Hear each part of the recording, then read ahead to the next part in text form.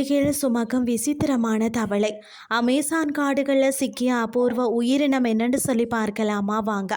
சாதாரண தவளைகள் தண்ணீரில் முட்டையிட்டு குஞ்சுகளை பொறிக்கும் என்பது நாம் எல்லாருக்குமே தெரிஞ்ச ஒரு சாதாரண ஒரு விஷயந்தான்.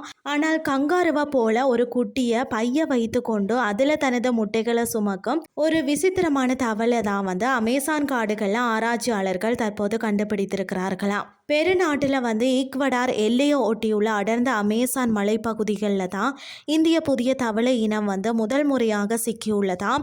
இந்த தவளை மிக சிறிய ஒரு உயிரினம் தான். அதாவது அதிகபட்சமாக 3.5 சென்டிமீட்டர் நீளம் மட்டுமே வளரக்கூடியது. அடர் பச்சை நிறத்தில் உடல் முழுவதும் சின்ன சின்ன மேடுகளுடன் பார்ப்பதற்கு கியூட்டாக இருக்கிறதா.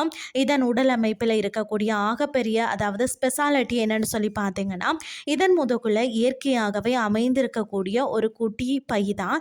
அதாவது பார்த்தீங்கன்னா, மற்ற தவளைகளை போல முட்டையிட ஒரு நீர்நிலைகளை தேடி அலையாமல் தனது முதுகிலேயே உள்ள பையிலேயே முட்டைகளை பாதுகாப்பாக வச்சுக்கொண்டு அடக்காக்கும் விசித்திரமான பழக்கத்தை தான் இது கொண்டுள்ளது. தண்ணீர் வற்றி போகும் என்ற கவலையோ அல்லது மற்ற உயிரினங்கள் முட்டையை சாப்பிட்டு விடும் அப்படின்ற ஒரு பயமோ இதற்கு சுத்தமாக கிடையாது. இந்த அழகான உயிரினத்தை இப்போதுதான் உலகிற்கு அறிமுகப்படுத்தி இருக்கிறார்களாம்.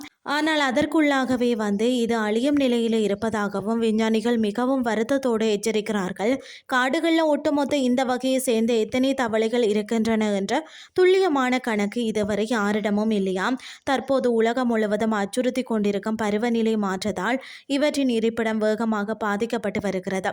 அது மட்டுமில்லாமல் அந்த பகுதியில் விவசாயம் செய்வதற்காக காடுகளை அழித்து தீ வைக்க மோசமான சம்பவங்களால் இந்த சிறிய தவளைகளின் ஒட்டுமொத்த வம்சமே அழியும் ஒரு மிகப்பெரிய ஆபத்து அங்கு நிலவுகிறது.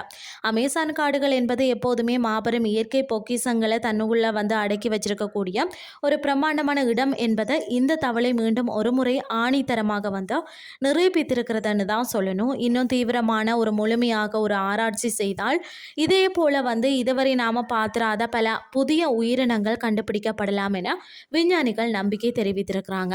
இன்றைய கிறிஸ்டி உங்களுக்கு பிரயோசனமாக அமைஞ்சிருக்கும்னு சொல்லி நானும் நம்புறேன். இதே மாதிரி மற்றும் ஒரு கிறிஸ்டின் வேலையாக உங்களை சந்திக்கிறேன். நன்றி.